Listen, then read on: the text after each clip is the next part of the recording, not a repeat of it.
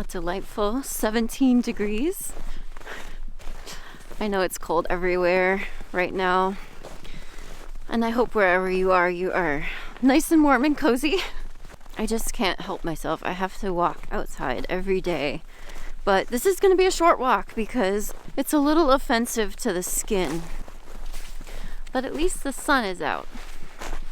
Even though it's cold, it's still Transfer Tuesday, so I'm gonna move some money around and also talk about the money moves from the last week. This past week was not a W-2 pay week for me, but today, the 21st, is actually YouTube payday, so I got paid today for the month of December. Something I'm going to start doing is setting aside taxes immediately when I get paid from YouTube or any other contract work or anything that doesn't take out any taxes, and a taxes sinking fund.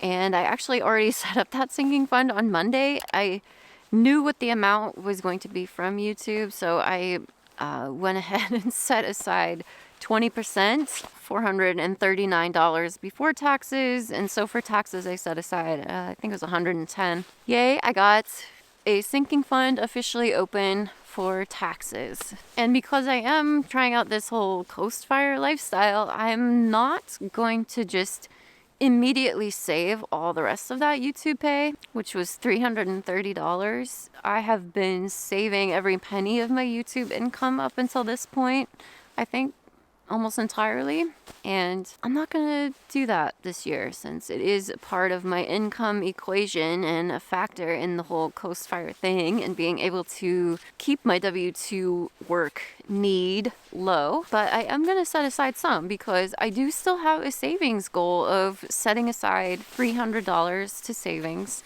in the month of January from my own income, as in not from outside help. And so far I'm at $150. So I'm gonna take $50 of my YouTube pay and I'm gonna add it to my savings, to my homestead fund specifically. It was at $1,450 and now that brings it up to $1,500.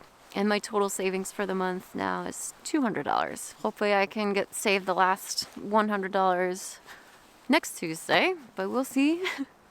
I should be able to because I did have a C day. And then earlier today, I got a notification that Mark sent me $15 through PayPal and he said, "Happy Transfer Tuesday, Rachel." Thank you so much, Mark. That's so sweet of you. I'm going to add that to the Homestead Fund as well and bring that up to $1,515.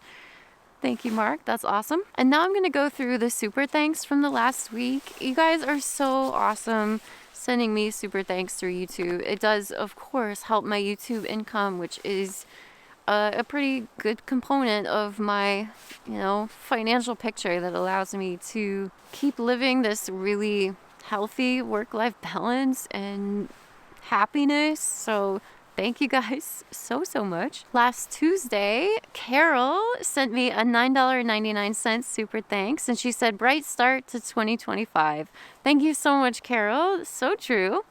And that same day, Robert sent me $2 through super thanks and says, "Have a great day, Rachel. Looks pretty outside." Thank you, Robert. That's so nice of you. And then the next day, Robert sent me another $5 in super thanks and said, "Thanks for everything you do, Rachel." Thank you, Robert. That's so nice of you. Also, last Wednesday, Matt sent me $5 and a snowman. Thank you so much, Matt. You guys are so wonderful. I really appreciate you guys helping out my income in that way. I am really so grateful for all of you who send me support through PayPal, Venmo, YouTube, whatever it is. It means so much to me. It's kind of funny. I was looking at the calendar this morning and I realized today, January 21st, is exactly 1 year from when I got furloughed from that environmental consulting job that I had, after I left the nuclear plant, and it just kicked off 2024 and the really crappy sequence of events that unfolded from there with the unemployment and the job market and just moving to Gloucester and that being a train wreck and the job not giving me enough work like I thought it was gonna, and just oh man, things were rough for a bit there, but they turned out so happy, and it like forced me to see that I can be okay.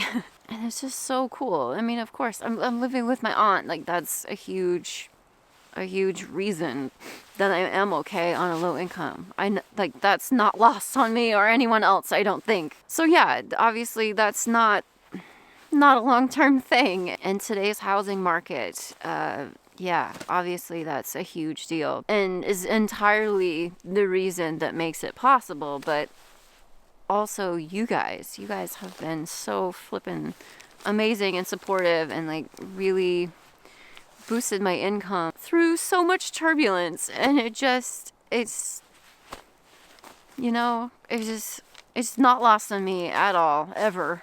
Not one bit. And it's just kind of wild that when I realized what the date was today, like, damn, like that was the first time I cried on my channel, I'm pretty sure. But it just felt so devastating in the moment. But it was the kick in the seat that I needed that started off everything, even though it sucked for a while. It still was just like, wow. Anyway, so grateful to all of you. This is the point of that. That being said, I do have a rental property update now. Most excitingly, like the big news I had been waiting on is that the furnace is okay. So last week I had told you guys that I think the gas line was just waiting on a city permit, or maybe it was getting fixed right then. No, it must have been. Yeah, it got fixed a few days back or whenever, and they had the plumber right there to be able to test it. And thank goodness, I don't know if the tenant just like kicked the furnace or something. I don't know, hit it in some way and like made the panel fall off, but wasn't sure it was working. And it took forever to get that gas line fixed, but huge relief. It is working. Seems to be working fine. So far, so good. So I'm super relieved, because that was a new furnace and that would have sucked. I haven't gotten, final totals and final invoices and all that, or any invoice from the plumber yet. So total repair costs still at $9,400 at the moment, but hopefully over the next couple weeks I'll have a final amount. But I'm also still waiting on a quote to fix some broken floor tiles. I don't know. I'm gonna see what that's looking like to see if I'm gonna bother with that or not. But it's in like the final stretch of getting everything repaired and patched and repainted and all that. So I'm happy. Hopefully it can get on the market soon.